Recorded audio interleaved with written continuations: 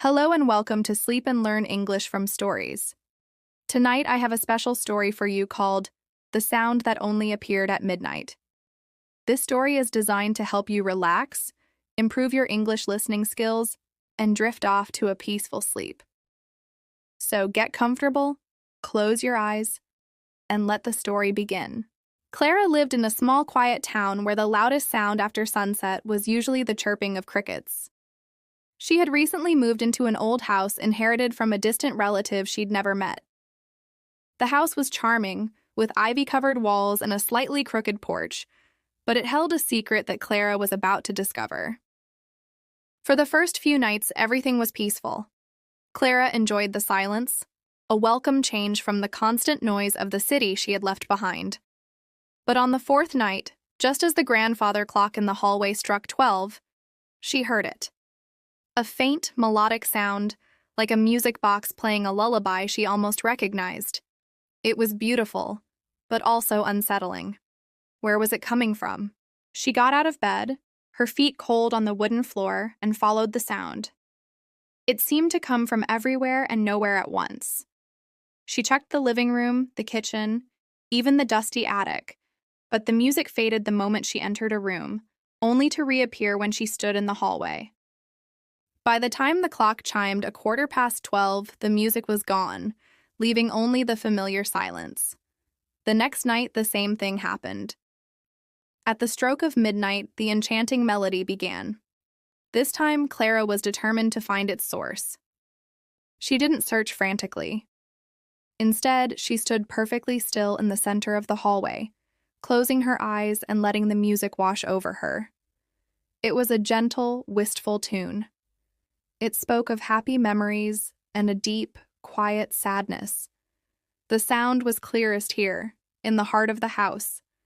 Night after night, the midnight music became a strange sort of companion. Clara stopped trying to find its source and started to simply listen. She found herself looking forward to it. The melody was soothing, and she began to associate it with a sense of peace. She would make a cup of herbal tea, sit on the top step of the staircase, and wait for her private concert to begin. One rainy Saturday, while cleaning out an old wooden chest in the study, she found a collection of leather-bound diaries.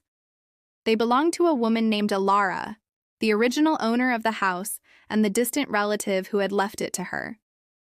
Clara opened the first diary, its pages brittle with age. Alara's handwriting was elegant. She wrote about her life in the house, her love for gardening, and her husband, a clockmaker named Arthur. As Clara read on, she learned about their deep love for each other. Arthur had built the magnificent grandfather clock in the hallway as a wedding gift for Alara. A later entry caught Clara's eye. Alara wrote about a special gift Arthur had made for her. He had crafted a tiny, intricate music box and hidden it inside the mechanism of the grandfather clock. It was their secret. The music box was designed to play her favorite lullaby for 15 minutes every night, beginning at midnight. "It's our special time," Alara had written. "A reminder of our love, echoing through the house while the world sleeps."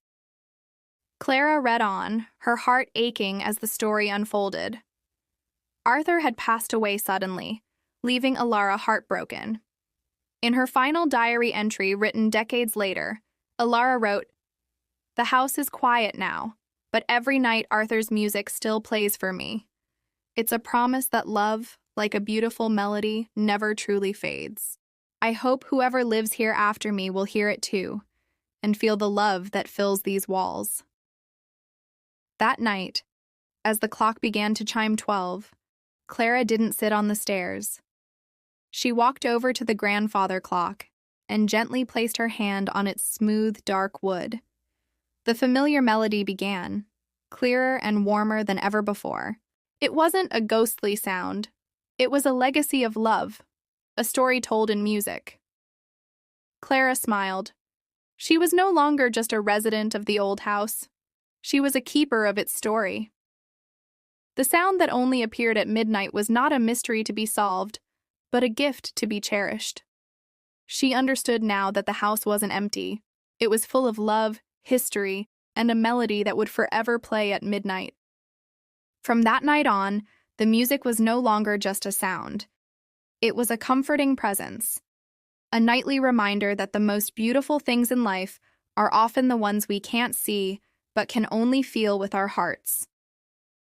And as the final notes faded into the quiet of the night, Clara would climb back into bed, feeling safe and at peace, wrapped in the warm embrace of the house and its timeless lullaby. Thank you for joining me for tonight's story. I hope it has brought you a sense of calm and is helping you drift off to sleep. We'll be back soon with another story to help you relax and learn.